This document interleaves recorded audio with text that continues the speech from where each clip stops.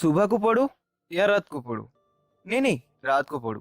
नहीं नहीं, रात में तो नींद आती है, सुबह को पढ़ लेता हूँ। अच्छा, आप अपने आप से ये क्वेश्चंस पूछ रहे हो ना, तो चलो आज हम जान लेते हैं कि वो कौन सा परफेक्ट टाइम है कि जिस समय हमें पढ़ना चाहिए, जिसे हमें ज्यादा से ज्यादा याद रहे, हम एग्जाम में अच्छा स्कोर कर सके। Hello friends, welcome to my YouTube channel SP tricks पे आप लोग का बहुत बहुत स्वागत करता हूँ। मैं आपका फ्रेंड सोहई।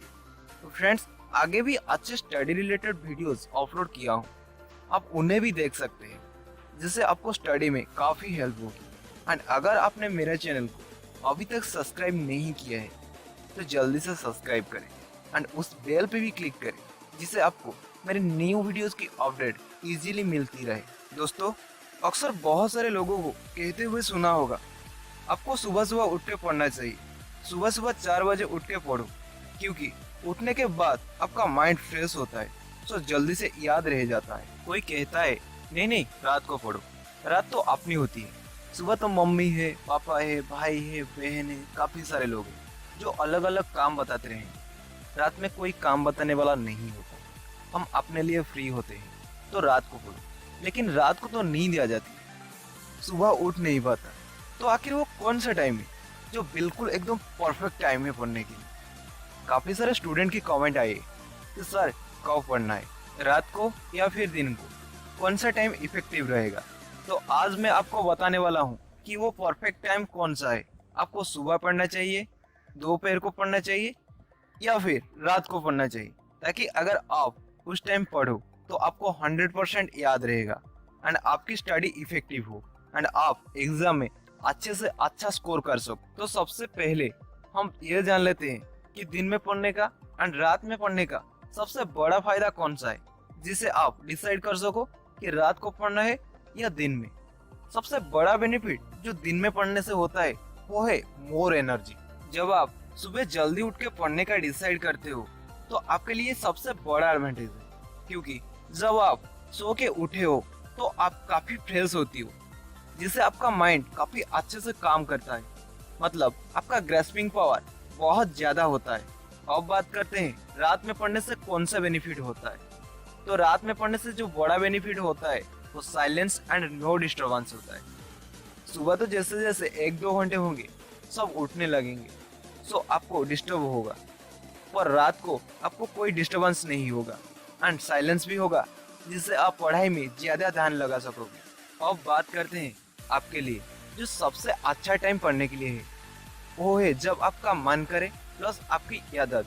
क्योंकि अगर एग्जाम की पहले पहले अगर आप किसी के भी कहने पे आप अपना शेड्यूल चेंज करोगी तो आपकी तबीयत बिगड़ सकती है। क्योंकि अगर आप रात को पढ़ रही हो, सडनली कोई कहता है यार मेरी फास्ट रैंक आया था, मैंने सुबह उठ के पढ़ा था, तो रात में 2 बजे सोने वाला स्टूडेंट अगर 4 बजे उठने का ट्राई करेगा एंड 4 बजे उठ के पढ़ने का ट्राई करेगा तो ऑब्वियसली उसकी तबीयत खराब होगी, बिकॉज इस टाइम को चेंज करने के लिए बहुत टाइम लगता है। तो मैं कहूँगा आप तब पढ़ो जब आपका मन हो। दोस्तों, हर उंगली एक जैसे नहीं होते, सबका टेस्ट सेम नहीं होता। ऐसे ही लाइफ में आपको काफी लोग मिलेंगे, कोई कहेगा रात में पढ़ो क्योंकि उनको रात में पढ़ना अच्छा लगता होगा, कोई कहेगा बेटा सुबह उठ के पढ़ो क्योंकि उनको सुबह उठ के पढ़ना अच्छा लगता होगा। दोस्तों, जिस सोसाइटी में हम रहते हैं, स्पेशली इंडिया की बात करो, आपको हर दूसरा तीसरा आदमी सलाह देगा, तो सलाह सुनो सबकी पर करो अपनी।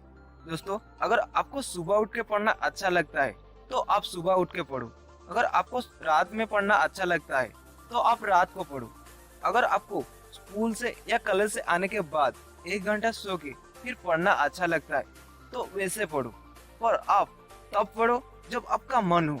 मैं अपनी बात करूं तो मैं सुबह उठ के पढ़ता था क्योंकि मुझे सुबह उठ के पढ़ना अच्छा लगता था। मैं ये सलाह नहीं दे सकता कि आप सुबह उठ के पढ़ो, मैं ये कहूँगा कि आप तब पढ़ो जब आपका मन करे। चलो एक स्टोरी से समझते हैं। एक बार मैंने एक कहानी सुनी थी, बात अच्छी लगी मुझे, तो मैं आपके साथ शेयर करना चाहूँगा। एक गांव था, उसमें सब अच्छे से जी रहे थे, राजा भी अच्छा था, सबकी सेवा भी करता था, गांव वाले सब बहुत अच्छे थे। उस गांव में 2 कुएं थे, एक प्रजा के लिए एंड एक राजा, उसके घर वाले एंड मंत्री लोग के लिए था। तो एक दिन एक जादूगर वहां से निकला एंड उसने ये सब देखा। तो उसने प्रजा का जो कुआं था उसमें जादुई दवा डाल दी। जैसे ही वो लोग पानी पीते वो पागल हो जाते थे। पूरा गांव वहीं से पानी लिया जाता था। तो पूरा गांव पागल हो गया। तो ये बात राजा को पता चली कि सब लोग पागल हो गए हैं, एक दूसरे को मार रहे हैं, कपड़ा फाड़ रहे।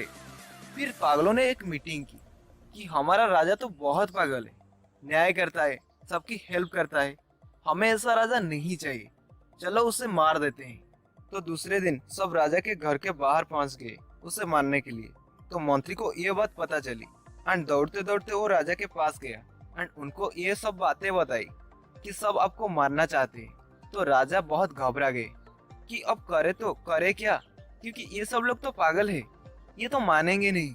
तो मंत्री ने राजा जी से कहा कि हमारे पास सिर्फ दो उपाय है। फर्स्ट, या तो आप मर जाओ या फिर आप भी उस कुएं का पानी पी लो एंड उनकी जैसा बन जाओ। राजा ने सोचा कि चलो पानी पी लेता हूँ। तो राजा ने भी उस कुएं का पानी पी लिया। तो सब बहुत खुश हो गए। उन्होंने पूरी रात सेलिब्रेट किया कि हमारे राजा ठीक हो गए हैं। फ्रेंड्स, मतलब हम जिस सोसाइटी में रहते हैं वहाँ के लोग भी ऐसे ही है। समझदार लोगों को पागल बता दिए एंड पागल लोगों को समझदार बता दिए। अगर आप सोसाइटी के अकॉर्डिंग चलोगी तो वो कहेंगे लेट नाइट तक मत पढ़ो, रात को पढ़ो तो 12 या फिर 1 बजे तक पढ़ो। पर अगर 3 या 4 बजे तक पढ़ रही हो तो वो लोग कहेंगे अरे अरे पागल हो गया क्या, इतना क्यों टेंशन लेता है, अच्छे मार्क्स आ जाएंगे। ये पहले बोलते हैं पढ़ पढ़ पढ़, अब जब पढ़ते हो तब पागल बोलते हैं। तो फ्रेंड्स, हम जिस सोसाइटी में रहते हैं वो लोग आपको इस सोसाइटी की भीड़ के हिस्सा बनाना चाहते हैं एंड इसीलिए तो हर घर में सचिन सर, अमिताभ सर या फिर अब्दुल कलाम सर नहीं होते हैं। तो अगर आप उनकी तरह चलोगी तो आप 101% उनकी तरह एक भीड़ की हिस्सा बन के रह जाओ। तो कोई परफेक्ट टाइम नहीं है पढ़ने के लिए। आप किसी की मत सुनो। जो लोग कहते हैं सुबह उठ के पढ़ो, बाहर में जाओ तुम लोग। जो लोग कहते हैं रात को पढ़ो, तुम भी बाहर में जाओ। मैं तो तब पढ़ूंगा जब मेरा मन होगा। तो एक परफेक्ट टाइम क्या है पढ़ने के लिए? तो एक परफेक्ट टाइमिंग वो है कि जब आपका मन करे आप तब पढ़ो। Because every time is perfect to study. Frustrate हो चुके हो या डिमोटिवेशन फील करते हो तो इस वीडियो को एंड तक जरूर देखें। अक्सर स्टूडेंट्स को ये सिचुएशन फेस करनी पड़ती है क्योंकि जब भी हम किसी एग्जाम के लिए कंस्टेंट काफ़ी दिनों से या महीनों से प्रिपेयर कर रहे होते हैं तो हम थक जाते हैं एंड रीड करते हैं कि बस अब तो ये ख़त्म ही हो जाए, या कहीं ना कहीं कोई टॉपिक्स या चैप्टर ना आने की वजह से या सिलेबस पूरा ना करने की वजह से हम डीमोटिवेशन फील करते हैं। दोस्तों, ये सिचुएशन प्लैनेट का हर एक स्टूडेंट फेस करता है। ये नॉर्मल है, फ्रस्ट्रेट हो जाना, डीमोटिवेशन फील करना एक्सेट्रा। पर ऐसे बाहर कैसे आए? दोस्तों, पहले बात करते हैं डीमोटिवेशन की। दोस्तों, डीमोटिवेशन को दूर करने के लिए एक बेस्ट उपाय है मेरे पास। दोस्तों, आप जब फ्रस्ट्रेट हो जाते हो या डीमोटिवेशन फील करते हो तभी आपको इंस्ट्रूमेंटल म्यूजिक सुनना बहुत ज़रूरी है, क्योंकि इंस्ट्रूमेंटल म्यूजिक एक ऐसा मेडिसिन है जो कि आपका माइंड को कंसंट्रेट करने में हेल्प में आए। सेकेंड ट्रिक जो कि मैंने stop worrying is start living book में पढ़ा था।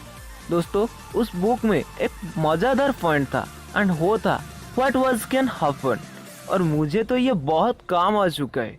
सो सबसे पहले आप डीमोटिवेशन की वजह जाने, जो चैप्टर या टॉपिक नहीं आते उसके बारे में देखें कि एक्चुअल में वो कितना मार्क्स का एग्जाम में पूछा जा सकता है। ऑल्सो ये भी देखें कि आपने उसके लिए कितना टाइम अलोकेट किया है। लेट्स से 2 चैप्टर से जो आपको नहीं आते हैं और उसके लिए आपने 1 दिन दिया है और उसका मार्किंग ऑलमोस्ट 12 मार्क्स है। सो सबसे पहले 5 से 10 मिनट दे के सोचो कि कोई रास्ता है कि आप उसे ख़त्म कर सको। कोई रिवीजन लेक्चर्स किसी बुक से या प्रैक्टिकल सब्जेक्ट हो तो एटलीस्ट बेसिक समझ सको, एंड थियोरी हो तो एटलीस्ट 4 to 5 क्वेश्चंस कहीं से सीख लो जो बहुत इम्पोर्टेंट है। सबसे पहले ये ट्राई करो। अगर आंसर मिल जाए तो ग्रेट, अगर नहीं मिलता तो ये सोचे कि अगर आपके पास ये पूरा दिन है तो आप कैसे किसी और चीज़ में मास्टरी लगे। 12 मार्क्स तो जो आप 2 चैप्टर ना करने से गवाओगी उसे कवर कर सको तो वो करो। अगर वो भी नहीं कर सकते तो last option that is what can happen.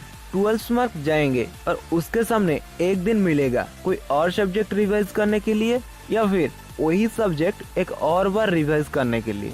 मतलब व्हाट टू वास्ट। आपके 12 मार्क्स जाएंगे बस, पर आप डीमोटिवेशन को माइंड में ले लेते हो और एक दिन के जगह 2-3 दिन बेकार कर देते हो। 12 मार्क्स के जगह 20 to 25 मार्क्स का नुकसान कर देते हो और डीमोटिवेशन के साथ पढ़ोगी तो पढ़ाई का अब कोई मतलब नहीं रहेगा। और जब कोई ऑप्शन काम ना करे तो एक्सेप्ट कर लो कि हो गया है और उसके सामने आपको जो टाइम मिल रहा है उसे तो यूटिलाइज करे। दूसरे सब्जेक्ट्स एंड डेज तो एटलीस्ट वेस्ट ना करे। सो इससे आप डीमोटिवेशन से बाहर आके अपने टाइम्स और मार्क्स को बिगड़ने से रोक सकते हो। अब बात करते हैं फ्रस्ट्रेशन के बारे में। दोस्तों, इसके लिए बहुत मज़ेदार ट्रिक, मेहनत कर पर फल की चिंता भी कर। क्या सही सुना मैंने? यस, आपने सही सुना। जब पेड़ पे फल दिखते हैं तभी तो पत्थर मार के उसे नीचे गिराने की कोशिश होती है। ऐसे ही अगर आप फ्रस्ट्रेट हो चुके हो एग्जाम से तो उल्टी गिनती चालू करें। I mean how many days to go for your exams, यानी कि आपके एग्जाम की कितने दिन बाकी है।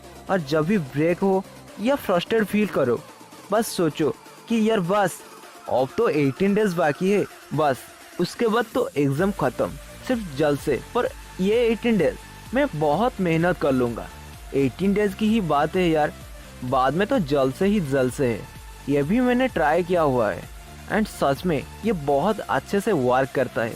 सो अगर आप डीमोटिवेटेड हो जाते हो तो ट्रिक नंबर 1, जिससे आप इंस्ट्रूमेंटल म्यूजिक सुन के अपना माइंड को कंसंट्रेट कर सकते हो एंड फ्रस्ट्रेट हो जाते हो तो ट्रिक नंबर 2, रिजल्ट ज़रूर मिलेगा। तो फ्रेंड्स, अगर आपको ये वीडियो अच्छा लगा हो तो प्लीज़ वीडियो को लाइक करके शेयर जरूर। आज हम बात करेंगे एक ऐसे टॉपिक की जिसके बारे में हर एक स्टूडेंट ने कई बार गूगल पे या फिर यूट्यूब पे सर्च किया होगा।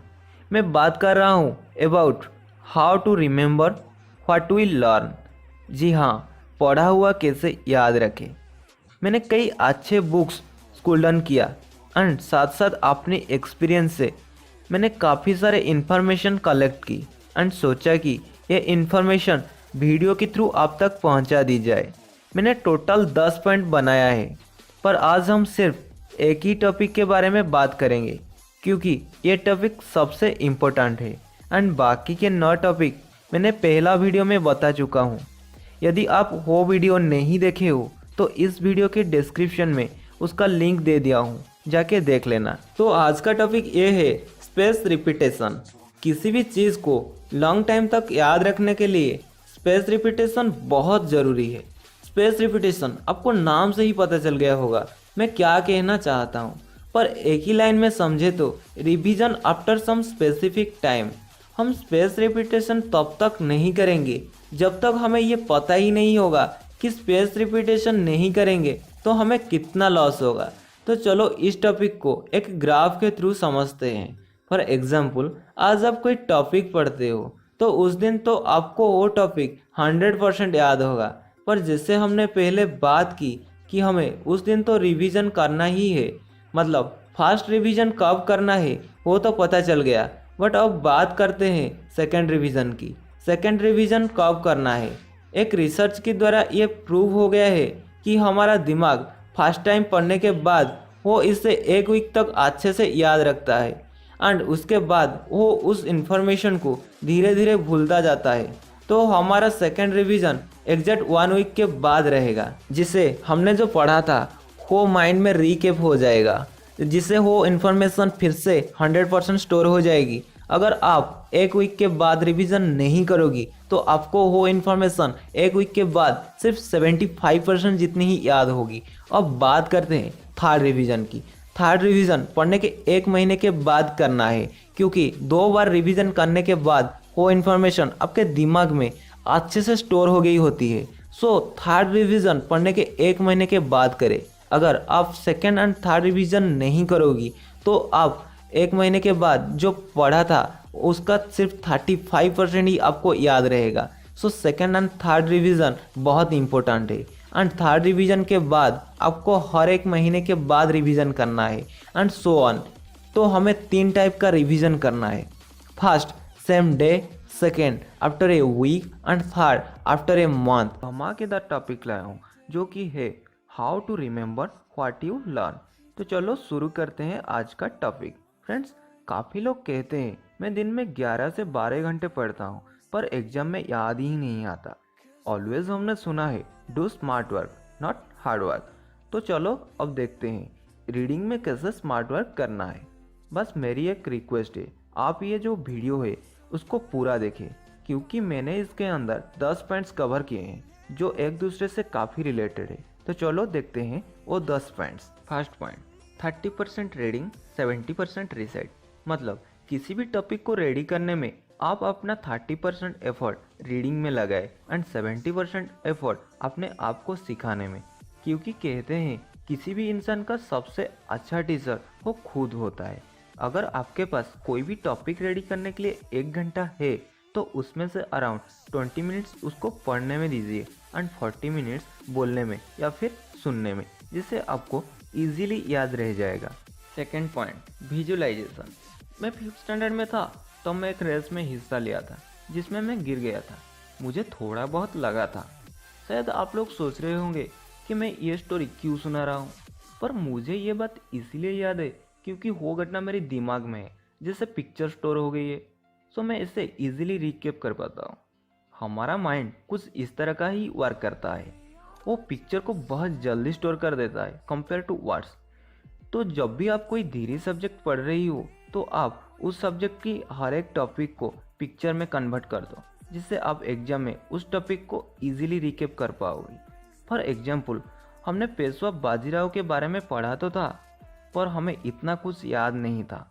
लेकिन जब हमने बाजीराव मस्तानी मूवी देखी तो हमें वो मूवी कई सारे डायलॉग के साथ याद रह गई। तो बस जल्दी से आप ये टेक्निक को यूज़ करना स्टार्ट कर दें, जिससे आप किसी भी टॉपिक को लॉन्ग टाइम तक याद रख सकोगी। Third point, memory technique. अगर आपको किसी भी टॉपिक का पॉइंट्स को याद रखने में प्रॉब्लम होती है तो ये पॉइंट आपके लिए है। आप किसी भी टॉपिक के पॉइंट का फास्ट अल्फ़ाबेट ले लो एंड उसका एक वर्ड बना लो। फॉर एग्जाम्पल, आपको ये 4 वर्ड याद रखने हैं: evaluate, review, combine and analysis. तो सबके फास्ट अल्फ़ाबेट मतलब ई, आर, सी एंड ए, इसका हमने एक वर्ड बना लिया। For example race. तो इससे आपको ये चारों नेम इजीली याद रह जाएंगे। तो आप आपकी स्टडी में भी इस टेक्निक को यूज़ कर सकते हो, जिससे आप इजीली सब पॉइंट्स को याद रख सकोगे। Fourth point, discussion.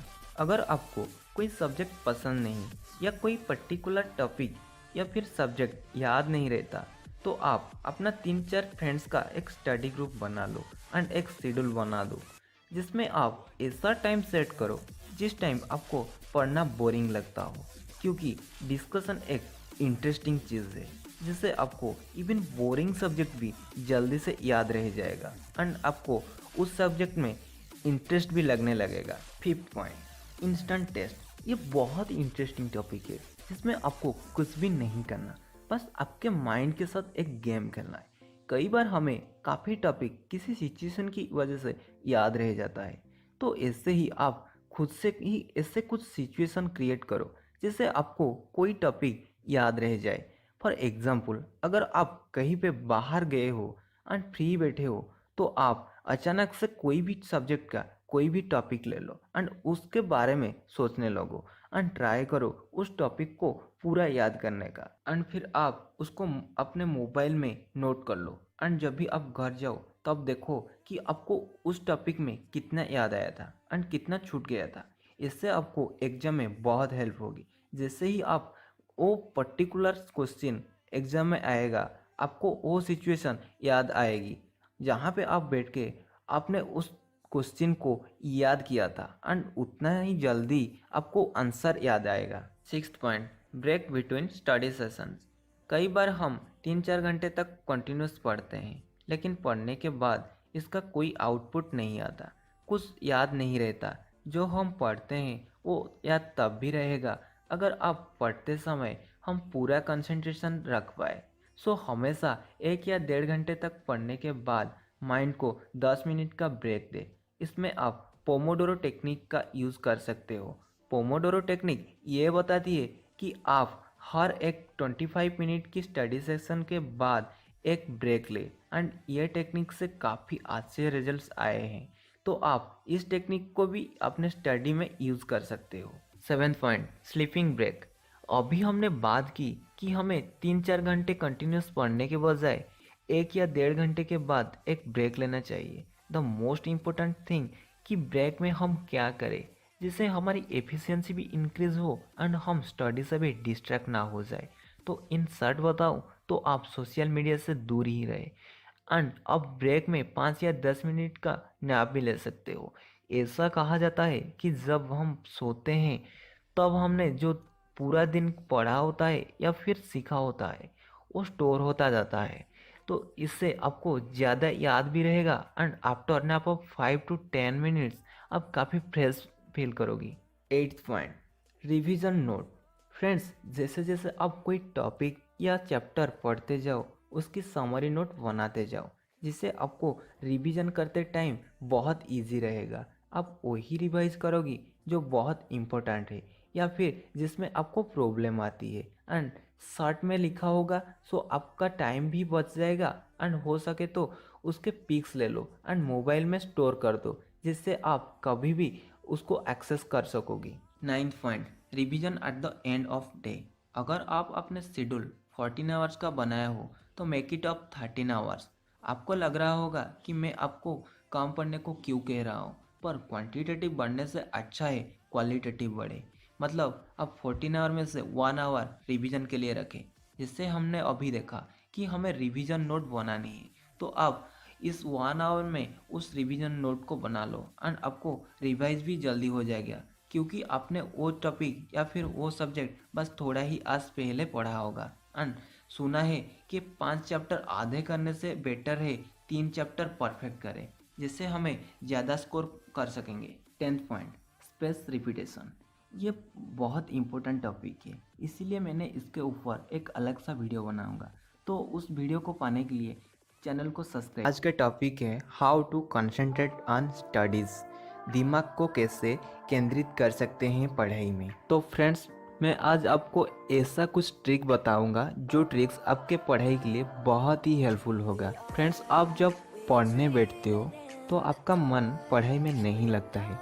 आखिर आपका मन क्यों नहीं लगता, आपको ये पहले जानना है। आप जब पढ़ने बैठते हो आप साथ में मोबाइल, लैपटॉप, वीडियो गेम, ये सब इलेक्ट्रॉनिक्स गैजेट को साथ में लेकर पढ़ने बैठ जाते हो। इससे क्या होता है कि आप जब पढ़ने बैठते हो आप मोबाइल को साथ में लेकर आ गए, मोबाइल में एक मैसेज है तो आपका मन करेगा कि वो मैसेज में देखूँ, कौन मैसेज किया, क्या मैसेज किया। आखिर ये सब होने से आपका ध्यान ही भटकता है। सो आपको क्या करना है ना, आपको आपका मोबाइल, लैपटॉप, जो भी इलेक्ट्रॉनिक्स गैजेट है आपके पास, आपके पास नहीं रखना है, वो सब दूर रखना है आपसे। सेकंड टिप्स ये है कि आप जब पढ़ने बैठते हो उसके पहले से आपको एक टाइम टेबल मेंटेन करना है। टाइम टेबल के हिसाब से आपको पढ़ना है, क्योंकि बिना टाइम टेबल के पढ़ोगी तो आपका दिमाग में एक सवाल आएगा, मैं अभी क्या पढ़ूँ, कितना टाइम पढ़ूँ, ये सब चक्कर कटेगा आपके दिमाग में।